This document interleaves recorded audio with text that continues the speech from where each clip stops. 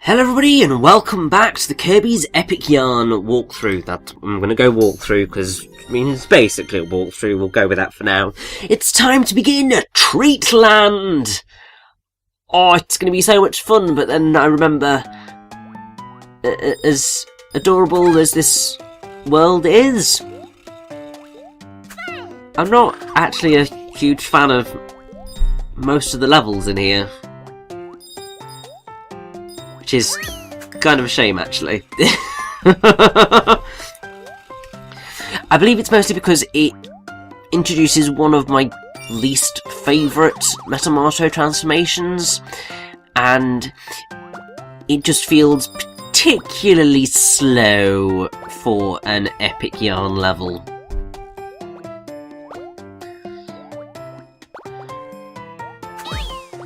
It is a bit like, oh... Now, something that is important with this particular section is that you need to get up to that higher platform quite clearly. Do not kill any of the Waddle Dees, otherwise you will not be able to get up here. Thankfully, you know, there's no collectible up there, but it should teach you that you need to be very, very, very careful when it comes to these particular sections, because there are collectibles that you will be prevented from getting if you destroy any of the Waddle Dees. I don't know whether that is actually the only instance of that particular one happening, but still.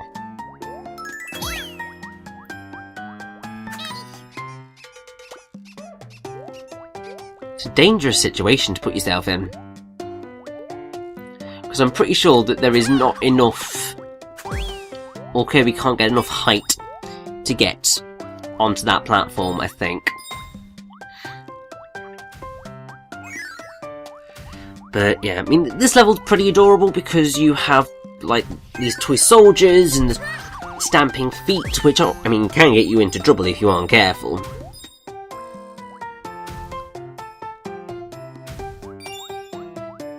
Because, I mean, like that, I just really screwed myself over. Thankfully I didn't have too many beats to begin with, so I didn't really lose out much.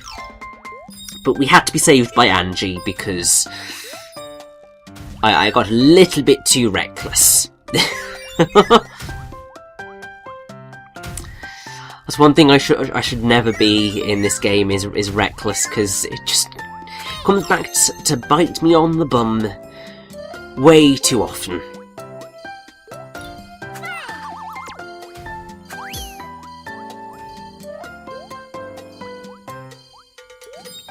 But, oh well. The game is just chill enough to let me get away with most of it.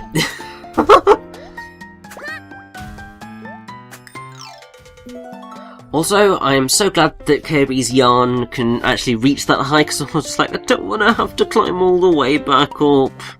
It's too much faff.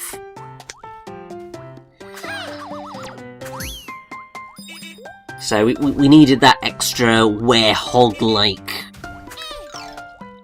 stretchiness to be able to proceed properly. But either way, I would have just had to climb all the way back up again, so it's no big deal in the end.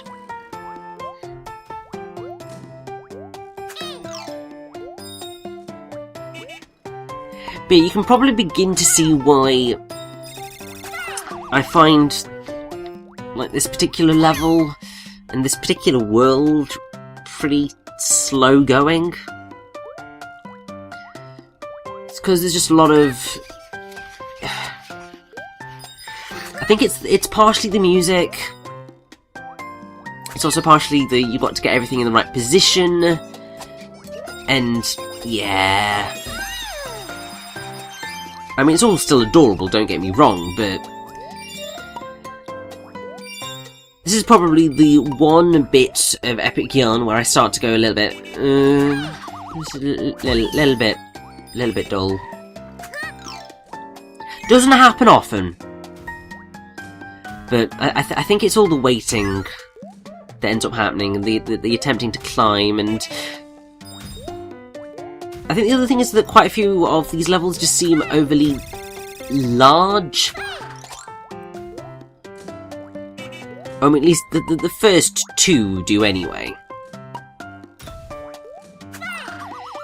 Because, I mean, they take up the entirety of this part, and I was a bit like, oh, didn't realise first two levels took up full 15 minutes. Kind of ridiculous when you think about it.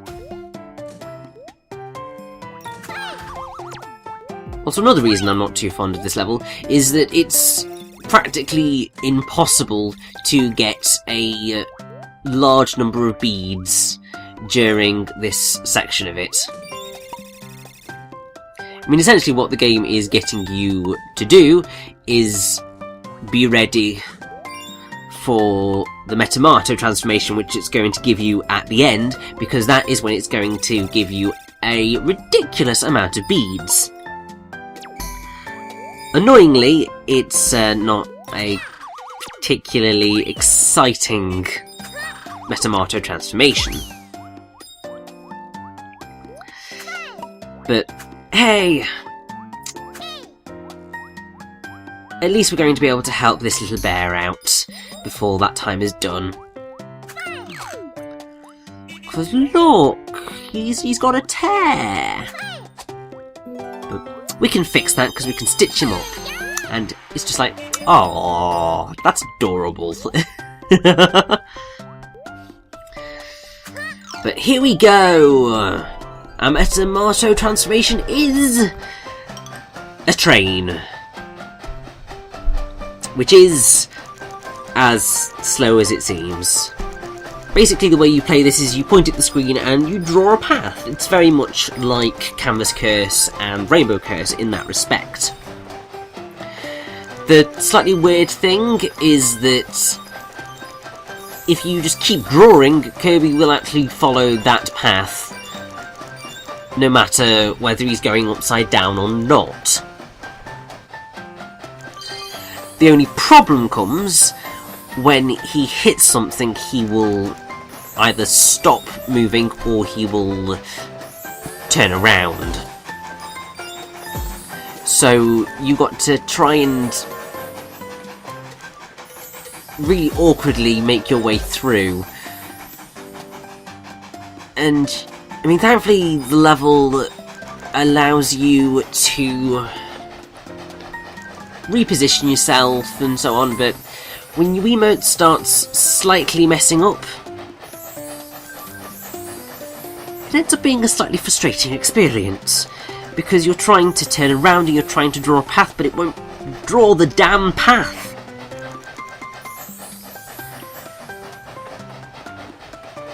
And you're just like, ah! I just want the bleeding treasure. And then you have these lovely little things that follow you, and you're going to want to keep on to these things because I believe they give you a crystal star after every single, well, for every single one that you manage to get to the end of the level.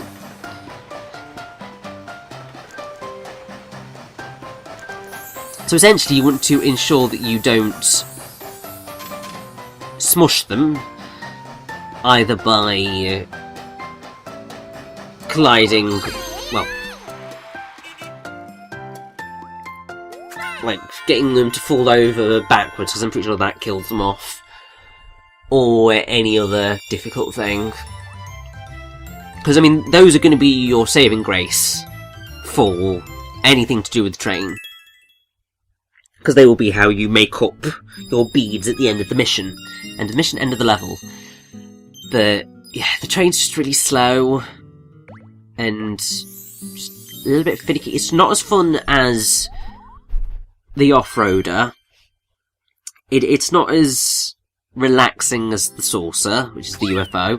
It's not as fun as the spin boarder.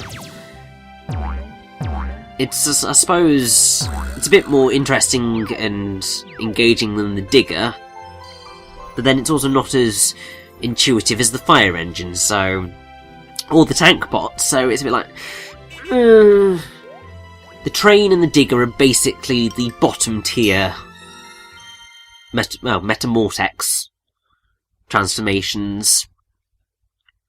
Whereas I'd say the off-roader and...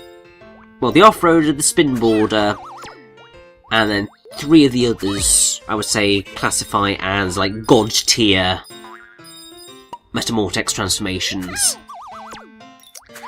And then you've got the tank bot, the sorcerer, and I suppose the tank bot can go in god tier as well, because that's pretty excellent. So then you've got the sorcerer in excellent tier Metamortex transformations, along with the fire engine, and then you've got the other 2 at the bottom, but we will... well, you've got the train and the digger at the bottom. But you'll see what those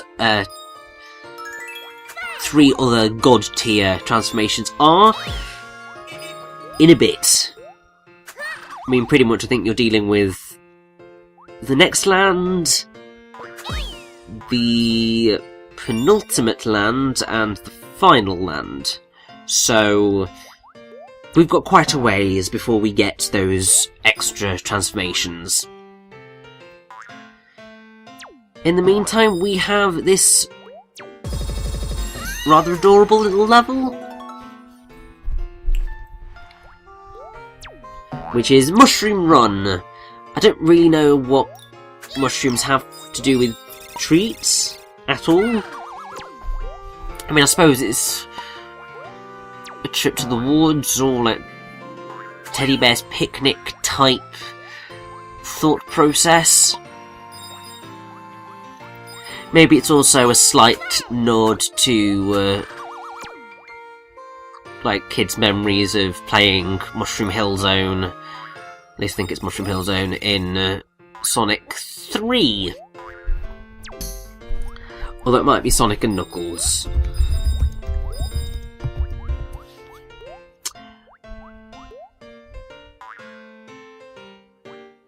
So, yes, Mushroom Hill was Sonic and Knuckles.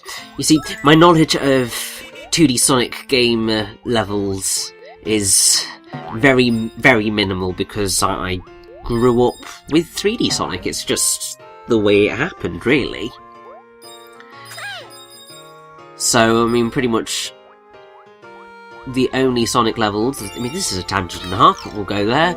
It's like, obviously, Green Hill is the first game, Bridge Zone is the 8-bit version of the first game. The only reason I know that is because I just was actually quite enamoured with the music, oddly enough. And then Chemical Plant is Sonic 2. I know there's Ice Cap Zone, which I think is Sonic 3 and Knuckles. Obviously, Mushroom Hill Zone is Sonic and Knuckles. Oh, Sky Sanctuary, because that was in Generations, and that's pretty much... I know there's Flying Battery Zone and Scrap Brain Zone, but I can't remember which games they're in. So you see, this is... that's the extent of where my 2D Sonic knowledge comes from. And to be fair, until I started playing Kirby games with this, I'm pretty sure that the only real knowledge I had of anything to do with Kirby was like Smash Brothers. So obviously I knew the Gourmet Race music and Green Greens and Wispy Woods and Dreamland, but that was pretty much it.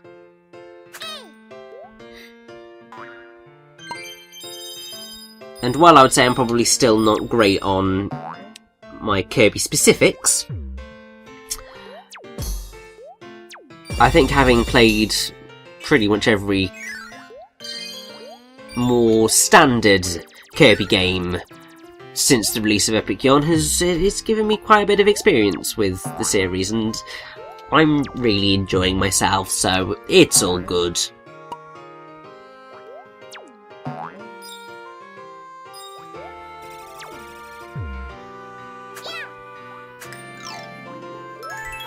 And I think that was our last thing to collect for this mission, so, well, why do I keep saying mission? I think I'm still in the mind of Vanquish, probably because when I'm recording this particular part, I just finished editing and rendering the final part of the Vanquish playthrough, which goes up on exactly the same day, so you can actually date this particular part of Kirby's Epic Yarn and see how little of a backlog I have at present, but either way,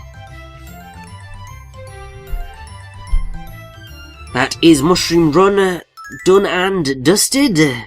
It's time to continue on with Treatland, and we get a few more rather wonderful themes for levels. I'm quite fond of the themes that are coming up. So, yay!